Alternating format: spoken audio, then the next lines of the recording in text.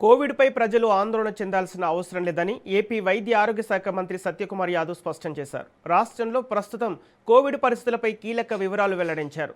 దేశంలో ప్రస్తుతం Omicron RF.5 variant కారణంగా కొన్ని కేసులు నమోదవుతున్నాయని తెలిపారు.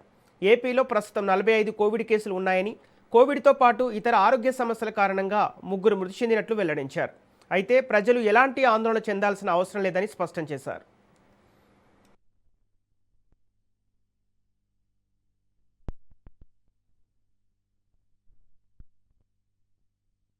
కోవిడ్ కి సంబంధించి ఎవరు ఆందోళన చెందాల్సిన అవసరం లేదు.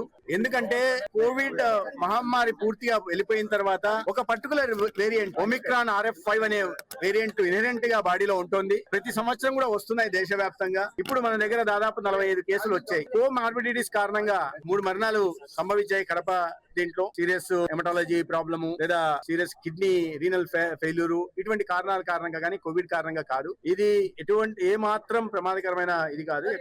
ఎక్కడైనా దగ్గు జలుబు వచ్చినప్పుడు టెస్ట్ పెంచాం, దాని కారణంగా కేసులు బయటకు వస్తున్నాయి. ఎక్కడ ఏ దగ్గు జలుబు ఎవరు వచ్చినా కూడా చేస్తున్నాం.